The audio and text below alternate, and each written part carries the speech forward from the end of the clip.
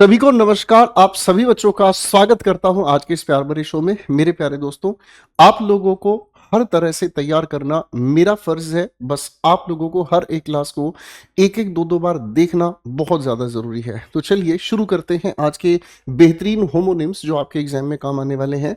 सबसे पहले इस सवाल को आप पहले ध्यान से पढ़ने का काम करेंगे और उसके बाद फिर हम इससे रिलेटेड क्वेश्चन को सोल्व करना सीखेंगे। देखिए, होमोनिम के क्वेश्चंस में आप लोगों को कैसे परेशान किया जाता है। होमोनिम्स की बैकग्राउंड को अगर हम समझते हैं, आपके सामने एक क्वेश्चन होगा जिसमें किसी भी एक शब्द को हाईलाइट किया जाएगा। ठीक है जी।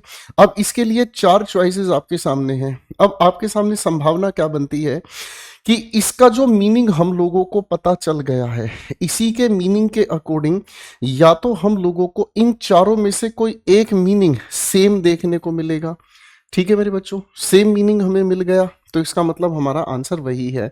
ठीक है ना, यानी कि बाकी के तीनों के मीनिंग अलग हैं। या फिर ऐसी संभावना हमारे सामने हो कि हमारे सामने ये सभी के सभी मीनिंग जो है वो सेम है, एक डिफरेंट हो। इसका मतलब आपके सामने चार ऑप्शंस में से या तो जो क्वेश्चन में दिया गया वर्ड है उसी के ठीक सेम एक ऑप्शन हमें मिलेगा, बाकी तीनों के अलग आंसर्स होंगे।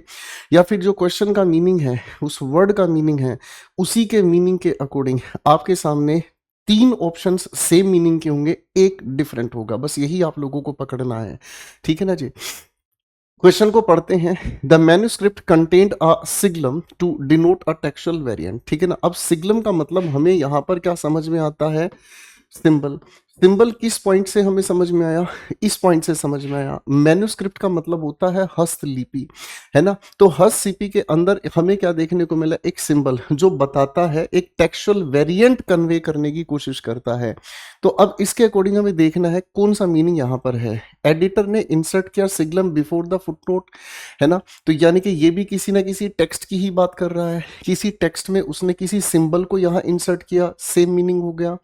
अब इधर देखते हैं, the margin displayed an unknown siglum. Siglum का मतलब भी यहाँ पर सिंबल ही है, यानी कि ये भी सेम हो गया। अब ऑब्जर्व करना, ये भी सेम है, ये भी सेम है। इन दोनों का मतलब है कोई भी टेक्सुअल सिंबल, है ना, यानी कि कोई भी जो टेक्स्ट में छपा हुआ सिंबल होता है।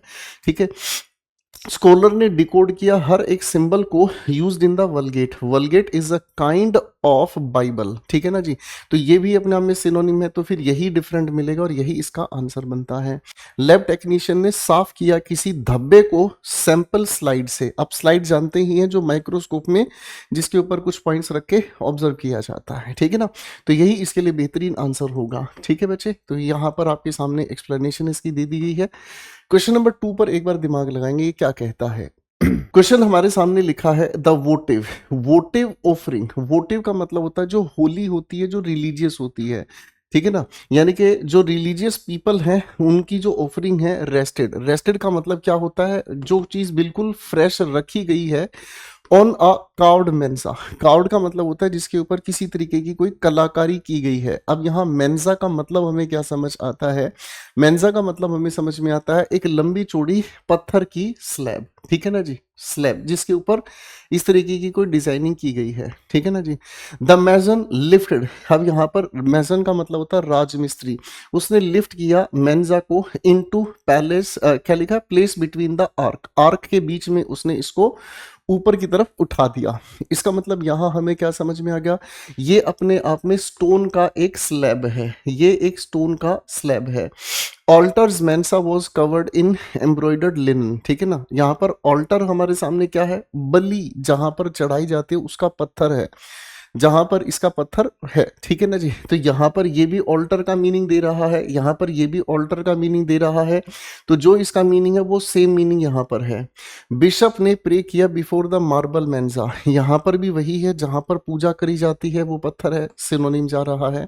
Relics were sealed beneath the mensa, है ना। मेंजा के नीचे रेलिक्स, रेलिक्स का मतलब होता है जो ऑफरिंग्स है उनको सील कर दिया गया है। यानी कि यहाँ पर भी हमारे सामने क्या हो गया यहाँ पर भी हमारे सामने क्या होगा, बिल्कुल सेम ही मीनिंग होगा।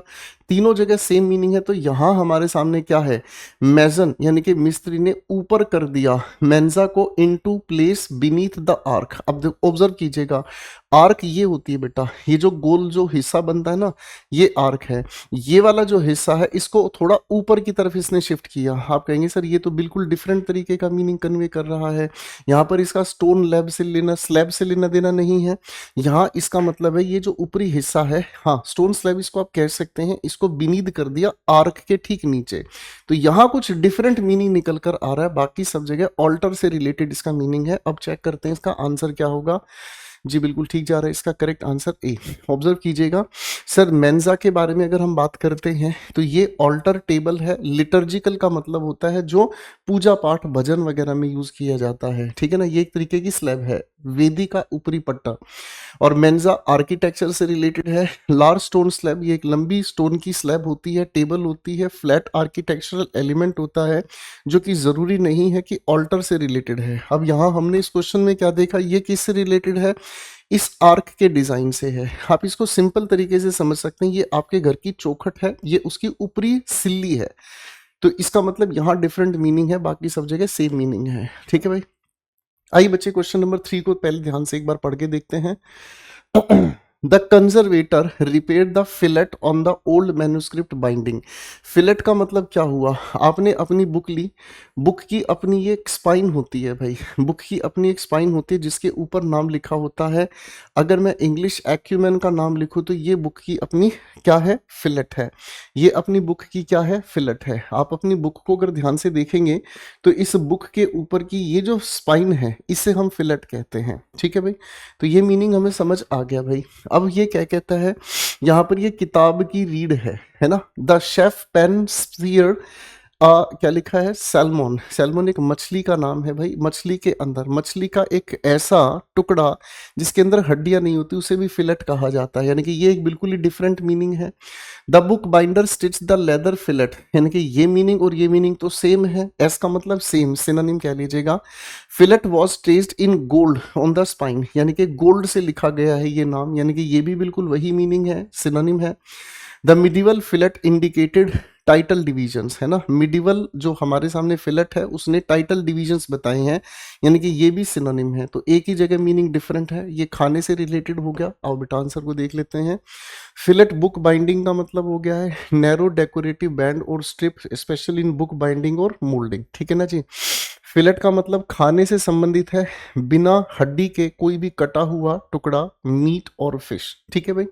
तो यहाँ पर यही इसका करेक्ट आंसर बन जाता है। आइए बच्चों अगले क्वेश्चन को थोड़ा सा ध्यान से ऑब्जर्व करते हैं, ये क्या हमें कहता है। Carefully let us observe this question. The illuminated antiphonary contained Advent chants, ठीक है ना। इल्यूमिनेटेड का मतलब होता है जिसके ऊपर चमक आ रही है, ठीक है, जिसके ऊपर चमक आ रही है, चमक आ रही है, ठीक है ना। यहाँ लुमिन रूट वर्ड को पकड़ लेंगे, लुमिन का मतलब होता है रोशनी यानी कि लाइट, है ना। कंटेन करता है एडवेंट चैंट्स, चैंट्स का मतलब हमें समझ में आता है इसके अंदर भजन शामिल है। तो एंटीफोनरी अपने आप में क्या होता है, एंटीफोनरी का मतलब होता है जिसके अंदर भजन लिखे जाते हैं, वो पुस्तक। आपके घर पे भी आरती संग्रह नाम की छोटी सी बुक होगी जिसमें मम्मी भजन पढ़ती हैं, ठीक है ना। तो ये हम हिंदी में लिख देते हैं भजन पुस्तक, ठीक है ना। हालांकि ये चर्च से रिलेटेड है basically. The singer read directly from the antiphonary, यानी कि ये तो सिनोनिम है भाई, कोई भी सिंगर पढ़ेगा भजनों को डायरेक्ट भजन पुस्तक से, तो ये तो एग्जैक्ट सिनोनिम हो गया। म्यूजिकोलॉजिस्ट ने ट्रांसलेट किया मिडिवल एंटीफोनरी को, यानी कि वही है, ये भजन वाली ही बात हमारे सामने है। इंजीनियर ने डाउनलोड किया एक एंटीफोनरी फॉर सर्किट पैटर्न के लिए, यहाँ पर मीनिंग बिल्कुल अलग है। द आर्किविस्ट, है ना, रिस्टोर द, यह लिखा है पार्चमेंट एंटीफोनरी। पार्चमेंट का मतलब होता है डेड स्किन, जो एनिमल की डेड स्किन पर लिखा हुआ भजन था उसको रिस्टोर कर दिया, है ना। उसकी ऊपर लिखी हुई जो इंफॉर्मेशन थी उसको उसने वापस नॉर्मल तरीके से कन्वर्ट कर दिया। तो इसका मतलब हमें क्या समझ में आता है, इसका मतलब सिर्फ और सिर्फ यहाँ पर इसका मीनिंग डिफरेंट हमें देखने को मिल रहा है। तो चलिए देखते हैं आंसर क्या है। बिल्कुल सही आंसर हमें मिल गया है, ठीक है ना। लिटर्जिकल का मतलब होता है भजन से संबंधित, ठीक है जी। और technical computing rare created use, जो इसका यूज बनाया है पेपर ने। होमोनिम टेस्ट में इट कैन बी ह्यूमरसली और contextually use to mean a digital file. एक डिजिटल फाइल इसका अर्थ बन सकता है, या पैटर्न बन सकता है library, specially in technical fields like electronics. ठीक है ना, तो ये क्वेश्चन पेपर में पूछा गया है, जो अपने आप में पूरी तरीके से अलग तरह का क्वेश्चन है। ठीक है ना, ये एग्जामिनेशन के अब तक टफेस्ट क्वेश्चंस मैं आप लोगों के साथ डिस्कस कर रहा हूँ। और मेरे बच्चों, आप लोगों के एग्जामिनेशन में इतनी टफ वोकेबलरीज तो कभी नहीं पूछी जानी। हाँ, कभी कभी एग्जामिनर का दिमाग घूमता है तो ये सवाल पूछे जाते हैं, वरना आपके एग्जामिनेशन के जो बेस्ट क्वेश्चंस है ना, वो आपको अपनी वोकैब विट्स में दिए गए हैं। देखिए, जब वोकेबलरीज की हम तैयारी करते हैं ना, तो हम हमेशा 80-90% उसी क्वेश्चन बैंक की तरफ जाते हैं जो बार बार पेपर में पूछा जाता है। ठीक है ना, और रही बात हमारे सामने 10 से 20%, ये अनप्रडिक्टेबल होता है। क्या पता एग्जामिनर किसी साइंटिफिक टर्म को पूछ ले। अब तक के जितने भी क्वेश्चंस आपने होमोनिम्स के देखे, वो सारे क्या हैं, चर्च से रिलेटेड हैं। लिटरेचर में से जो चर्च की सारी कहानी थी, जितनी भी बाइबल की कहानी है, उनसे उठाए गए शब्द हैं। तो बेटा, इसको तो कोई भी बुक कवर नहीं कर पाएगी। तो हमारे लिए सेफ्टी क्या है, इसके लिए परेशान ना होकर 80-90% जो हमारा सॉलिड क्वेश्चन बैंक है, जिसके आधार पर हम अपनी वोकैबुलरीज को तोड़ सके, हमें उसको तैयार करना है। इसीलिए वोकैब विट्स आपके लिए सबसे सटीक बुक है, वो आपको पढ़नी चाहिए। अब मेरे बच्चा पार्टी, इस सवाल को एक बार ध्यान से हम देखते हैं। ये हमें क्या कहता है, द डव फ्लेव। देखो, डव अपने आप में एक तो होता है पक्षी, ठीक है ना, ये पक्षी आपने देखा होगा ना, डव का एक साबुन आता है ना, उस साबुन के ऊपर एक पक्षी छपा होता है, ये डव एक पक्षी है। और डाइव की ये सेकंड फॉर्म भी होती है। डाइव की सेकंड फॉर्म, डाइव का मतलब गोता मारना। ठीक है ना जी, तो यहाँ ऊपर the Dove flu above the trees with grace, यानी कि ये अपने आप में एक बर्ड है ना जी। She watch the dove as it landed, है ना, पक्षी ही है, सिनोनिम हो गया। डव पर्च, पर्च का मतलब होता है पंजे टेक कर किसी चीज पर बैठ जाना, ये भी सिनोनिम हो गया भाई। He saw the dove head first into the challenge, है ना। यहाँ पर डव क्या है, यहाँ पर भी डव पक्षी की ही बात कही गई, उसने पहले पक्षी को देख लिया भाई। यहाँ डाइवर ने छलांग लगा दी, ये डिफरेंट मीनिंग है, तो यही इसका करेक्ट आंसर बन जाता है। आओ चेक कर लेते हैं, है ना जी। यहाँ पर पास्ट टेंस ऑफ डाइव हो गया, ये डव अपने आप में एक बर्ड है, सिंबल ऑफ पीस है। ठीक है ना जी। क्वेश्चन 6 को ध्यान से पहले आप एक बार पढ़ेंगे बच्चों। अब इस सवाल को देखते हैं। The chant included a psalm, psalm का मतलब होता है बेटा सीरियस, ठीक है ना, serious. Sursum near the offertory. अब ये ऑफरेटरी का मतलब हमें क्या समझ में आता है मेरे बच्चों, ऑफरेटरी का मतलब हमें समझ में आता है ऑफरिंग, यानी कि जहां पूजा पाठ की जाती है, लोगों का ग्रुप इकट्ठा मिलकर जहां पूजा पाठ करता है। सरसम नियर द ऑफरेटरी, ठीक है ना। अब यहाँ पर कुल मिलाकर ये सरसम का एग्जैक्टली मतलब हमें क्या समझ में आ रहा है, एग्जैक्टली हमें ये समझाने की कोशिश कर रहा है कि यहाँ पर कोई धार्मिक भजन की बात कही जा रही है, समझ में आ रही है, ठीक है ना। और इसका एग्जैक्टली मतलब क्या होता है, lift your soul, lift your self, या फिर लिफ्ट योर सोल, ठीक है ना। कुल मिलाकर ये भी अपने आप में एक तरीके का भजन है, ठीक है ना जी। चैंट यानी कि जो भजन थे उसमें शामिल था ये वाला भी, जो ऑफरेटरी के पास लगा हुआ था। Musicologist musicologist analyse the sursum tones in Gregorian chant. तो भैया ये भी गाने बजाने की बात है, ये भी गाने बजाने की बात है, इसमें कुछ अलग नहीं है। Botanist labelled the root as sursum curving. Curving का मतलब क्या होता है, जैसे किसी भी पत्ते के बारे में अगर हम बात करते हैं, तो पत्ते का ये जो ऊपरी हिस्सा होता है, इसको हम कहते हैं सरसम। वैसे भी बॉटनी से रिलेटेड है, पत्तों से रिलेटेड है, वनस्पति विज्ञान से है ना। तो यहाँ पर ये जो ऊपरी मुड़ा हुआ हिस्सा, इसको सरसम कहा जाता है। ये डिफरेंट मीनिंग है। कैंट, बाबू किसी भी शब्द के अंदर कैंट अगर देखने को मिलता है तो कैंट का मतलब होता है गाना। यही चीज आपको वोकैब्युलरी में मैंने बहुत अच्छे से समझाया है। हर एक शब्द को रूट लेवल पर सीख लो, या फिर इनको रटो भूल जाओ, रटो भूल जाओ, ठीक है ना। या फिर वोकैबुलरीज को अब की बार आखिरी बार सीख जाओ, ठीक है ना। तो कैंटर का मतलब क्या है, जो गायक है उसने अपनी आर्म्स को ऊपर किया एट द सरसम, यानी कि भजन की बात है, सिनोनिम हो गया। The choir, choir group of singers को कहा जाता है। Followed the rubric leading into the sursum, ये भी सिनोनिम हो गया। तो अलग एक ही है हमारे सामने, यही एक बदतमीज आंसर बन रहा है अलग, ठीक है जी। लो, बिल्कुल करेक्ट आंसर हमारे सामने मिल गया है। ठीक है ना जी। देखो सरसम का पहला मीनिंग क्या है, upward, used in phrases like SRSAM कोरडा। कोरडा का मतलब क्या होता है, कोर्ड, ठीक है ना, जिसके अंदर किसी भी चीज को गाना गाते वक्त लय ऊपर की ओर उठाई जाती है। दिल का दरिया बह ही दिस, ठीक है ना, ये सरसम है, ठीक है ना। खासकर ये भजन वगैरह में कहा जाता है भाई, ठीक है ना जी। सरसम बोटनी साइंटिफिक में a term used to describe a plant part that curves और ग्रोज अपवर्ड, जो ऊपर की तरफ बढ़ रहा होता है ऐसा, उसको हम कहते हैं, ठीक है ना जी। यहां पर आपके सामने इसकी एक्सप्लेनेशन दी गई है।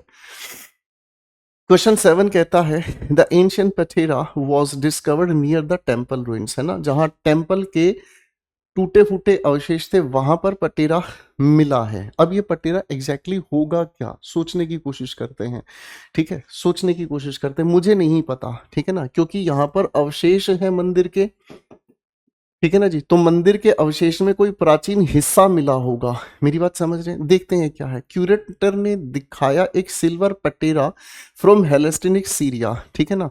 तो यानी कि चांदी का अगर ये है तो नेचुरल सी बात है ये अपने आप में कोई बर्तन है, बर्तन से रिलेटेड तो ये लगभग सिनोनिम नजर आ रहा है ना जी। मंदिरों में भी तो बर्तन यूज होते हैं भाई। Historian cited a patera in a Latin votive inscription, तो आप यहाँ पर भी पटेरा किस कैटेगरी में है, इतिहासकार ने हमारे सामने रखा है, दिखाया है। तो क्या दिखाया है, नेचुरली ये भी कोई बर्तन ही होगा, सिनोनिम कैटेगरी में चले जाते हैं। बॉटनिस्ट ने स्टडी किया शेप ऑफ द लीव्स पटेरा, है ना, ये पटेरा अपने आप में क्या हो गया भाई, ये अपने आप में हो गया किसी भी पत्ते की संरचना। कहते हैं कि पीपल का जो पत्ता है वो दिल की शेप में होता है, और वो हमारे दिल की तरह से, जैसे हमारे दिल के अंदर अलग अलग वेन्स है ना, उसी तरीके की वेन्स आप किसी भी पीपल के पत्ते को सुखा लो, जब पूरी तरह सूख जाएगा उसके ऊपर हरी जो लेयर है वो सारी जब हट जाएगी तो उसके अंदर आपको ढांचा जो दिखाई देगा, वो चीज की बात यहाँ कही गई है। यानी कि यहाँ पर बिल्कुल डिफरेंट मीनिंग सामने आया। द आर्कियोलॉजिस्ट, आर्कियोलॉजिस्ट कौन है सर, आर्के का मतलब एंशंट, प्राचीन होगा, प्राचीन चीजों का अध्ययन करने वाले, तो उसी कैटेगरी में आ गया ना हिस्टोरियन। कैटलॉग्ड अ ब्रोंज पटेरा, यहाँ कौन सा बर्तन हो गया, यहाँ पर ये तांबे का बर्तन हो गया, तो ये भी सिनोनिम हो गया। तो एक ही अलग बचता है हमारे सामने, सी फूड चाइना। आइए जांचते हैं क्या कहता है ये आंसर, है ना। पटेरा आर्कियोलॉजी के अकॉर्डिंग जाएंगे तो प्राचीन पूजा की कटोरी, हमें नहीं पता था कटोरी, हमने तो बर्तन इसको कह दिया भाई, क्योंकि मैं कितनी ही वोकैबुलरीज आपको याद कराऊं, कितनी वोकैबुलरीज खुद आपके सामने रखूं, घूम फिर के बात कहीं ना कहीं रुकी जाती है कि सर एक लिमिट के बाद। अब मुझे थोड़ी पता है प्राचीन में कहीं खुदाई हुई थी, वहां एक कटोरी मिल गई, उसका नाम ये रखा गया। आप समझ रहे हैं, हम नहीं कर सकते, हमें एक लिमिटेड क्वेश्चन बैंक पर फोकस करना ही पड़ेगा, उससे बाहर हम नहीं जाएंगे, समझ रहे हैं। बाकी हमारी किस्मत, ठीक है ना। जैसे किसी क्रिकेटर का एक पर्टिकुलर दिन नहीं होता तो वो जीरो पे आउट होके आ सकता है, इसका मतलब ये थोड़ी वो खिलाड़ी बेकार हो गया, खिलाड़ी वो अच्छा है लेकिन वो दिन उसका नहीं है। ठीक उसी तरीके से हम भी 90% वोकेबलरी जो आती है हम उसको आपके साथ मिलकर तैयार कर सकते हैं। ऐसे अनएक्सपेक्टेड वोकैब्स कुछ भी हो सकते हैं तो उनके बारे में हम बात नहीं कर पाते हैं। बॉटनी के अकॉर्डिंग ये आपके सामने हो गई, ठीक है जी, ओके। अब अगला सवाल हमारे सामने आता है, द बिशप आउटलाइन, बिशप है जो पादरी कह लेते हैं, चर्च में पूजा पाठ करते हैं, आउटलाइन की उन्होंने ड्यूटीज ऑफ अ प्रीबेंडरी। प्रीबेंडरी का मतलब क्या होता है, द प्रीबेंडरी, अब देखो समझने की कोशिश करना, आर्टिकल ए लगा तो नेचुरल सी बात है ये नाउन है। अब इसकी ड्यूटीज क्या होंगी, जब इसकी ड्यूटीज के बारे में कही जा रही है तो नेचुरल सी बात है भाई, कोई भी बिशप किसी की ड्यूटी बताएगा तो नेचुरली ये चर्च से रिलेटेड होगा। मैं इसको समझने के लिए चर्चमैन कह सकता हूँ, चर्च का जो काम करे वो चर्चमैन हो गया। The prebendary read the epistle, epistle भजन ही होते हैं जो चर्च में गाए जाते हैं, तो इसका मतलब ये तो लगभग सिनोनिम कैटेगरी में बैठ गया, है ना जी। आगे लिखा है the accountant filed taxes for prebendary trust fund. आप देखिए ध्यान से समझिएगा, अकाउंटेंट ने टैक्स भरा है किसके लिए, प्रीबेंडरी ट्रस्ट फंड के लिए। तो ऐसा हो सकता है कि ये भी चर्चमैन का कोई टैक्स है, हो सकता है, इसके ऊपर हम थोड़ा सा डाउट करेंगे। The canon and prebendary, the canon and prebendary sat near the choir, choir का मतलब होता है जहां भजन गाने वाले लोगों का ग्रुप होता है। तो ये क्या कर रहे हैं, आप कहेंगे सर ये भी अपने आप में क्या हो रहा है, सर ये भी अपने आप में भजन ही गा रहे हैं, तो ये तो प्योर सिनोनिम हो गया, ठीक है ना जी। द कैथेड्रल, चर्च को कैथेड्रल बोला जाता है। चर्च के अंदर रेलिक्स रखे नेम्ड आफ्टर द प्रीबेंडरी, तो यानी कि ये भी अपने आप में क्या हो गया, सिनोनिम हो गया। अब ये डिफरेंट है, डिफरेंट क्यों है, क्योंकि टैक्सेस किसके लिए रखे गए हैं, प्रीबेंडरी के लिए रखे गए हैं। तो सर जो चर्च के लोगों के पास जितना भी फंड इकट्ठा होता है, उस फंड का इकट्ठा करने वाला जो सिस्टम होता है, उस सिस्टम को प्रीबेंडरी कहा जाता है। तो ये डिफरेंट है। अब ये अगर डिफरेंट हो गया है, क्योंकि टैक्सेस से रिलेटेड हमें पता चल गया ना कि ये अलग मीनिंग कन्वे करता है ना। तो प्रीबेंडरी का एक मीनिंग हमारे सामने आ रहा है, कौन सा सर, ये है church related. Clergy member receiving a prebend यानी कि स्टाइपेंड, स्टाइपेंड का मतलब होता है खर्च, ठीक है ना जी, खर्च। कैथेड्रल रेवेन्यू, गिरजाघर से आय पाने वाला पादरी, है ना। और प्रीबेंडरी का दूसरा मीनिंग क्या है, फिनेंशियल या legal, relating to a trust और एंडोमेंट। रेयर यूसेज, बहुत मुश्किल से यूज होता है, possible in legal financial context. तो ये अलग मीनिंग हमारे सामने है। अब ऐसे वर्ड्स अगर हमारे सामने एग्जामिनर रखेगा तो मैं 100% श्योर हूं मेरी पॉसिबिलिटी में 0.01% भी नेगेटिव नहीं होगा। 100% बच्चा गलत करके आएगा, क्योंकि हाँ, हमें चर्च सिस्टम की जानकारी नहीं है। चर्च सिस्टम की जानकारी नहीं तो हम ना तो ऐसी पोस्ट की जानकारी रखते हैं और ना ही ऐसी जगह पर काम करने का ये सिस्टम हम जानते हैं। तो ये शब्द नेचुरल है, गलत होना है। हाँ, अकड़ बकड़ बम्बे बोल करें तो हो सकता कोई ना कोई आंसर कहीं ना कहीं बैठा दिया जाए। चलिए जी, पत्नी का जेंडर बदल के पतीना बना दिया हमने, ठीक है जी। तो चलिए पतीना के इस सवाल को थोड़ा सा देखिएगा, स्क्रीन को रोक के आप इसको आंसर दे सकते हैं। स्कल्पचर का patina conveyed a sense of antiquity, प्राचीन होने का भाव इसने पेश किया। अब ये पैटिना क्या है हमें नहीं पता, हमें इसके बारे में कोई नहीं पता, ठीक है ना। स्कल्पचर हमारे सामने है, कोई मूर्ति है, उसका पैटिना। तो मैं इसका मीनिंग वैसे समझूंगा तो किसी भी स्कल्पचर की आउटर लेयर, ठीक है ना जी, हो सकता है कि वो उसका कोई पत्थर हो, है ना, हो सकता है कोई उसकी आउटर लेयर हो, उससे पता चला कि ये बहुत प्राचीन है। The vase developed a green patina from oxidation, oxidation की वजह से इसके ऊपर ये लेयर जम गई है, आउटर लेयर जम गई है ऑक्सीडेशन की वजह से। वो मतलब जो तांबे का था ना जो भी वास, वो हरा हरा पड़ गया। हर reputation had patina of elegance, elegance का मतलब होता है बाबू शान, शान की क्या है पैटिना। अब यहाँ पैटिना का मतलब क्या समझ में आता है सर, यहाँ हमें समझ में आता है क्या, रेजोनेंस, ऑरा, उसकी अपनी एक जो मतलब पहचान है, आइडेंटिटी है। तो यहां तो डिफरेंट मीनिंग पैदा हो गया। The copper roof bore a classical patina, यहां पर फिर से वही लेयर वाला मीनिंग तैयार हो गया हमारे सामने। कॉपर की जो छत है उसके ऊपर लग गया एक क्लासिक पैटिना, लेयर लग गई, है ना, ये भी सिनोनिम हो गया भाई। Patina formed due to prolonged exposure to salt air, है ना, नमक से भरी हवा के अंदर पैटिना के ऊपर एक लेयर बन गई, ये भी सिनोनिम है। तो जब सिनोनिम है तो एक ही आंसर हमारे सामने बचता है। चलिए जी, तो पैटिना फिजिकल ऑब्जेक्ट के लिए अगर हम बात करते हैं तो जंग की परत है, लेयर मीनिंग हमारा सही बैठ गया यहाँ पर, है ना। पैटिना फिगरेटिव समझते हैं तो ये एक इंप्रेशन है, appearance of something valued like elegance, wisdom, respectability acquired over time, है ना, किसी इंसान ने जो काफी लंबे समय के बाद एक अपनी पहचान कमाई है, एक अपनी जान पहचान कमाई है। गोपाल वर्मा मतलब ऑथेंटिक और ट्रस्टेबल कंटेंट, समझ रहे हैं। इसी तरीके से बहुत सारे टीचर्स ने अपने नाम के साथ बच्चों के बीच क्या कमाया है, पत्नी नहीं कमाई, पतीना कमाया है, ठीक है। तो इसको आप रिलेट भी कर सकते हैं, ठीक है। नहीं, अगले क्वेश्चन की ओर बढ़ते हैं, ठीक है।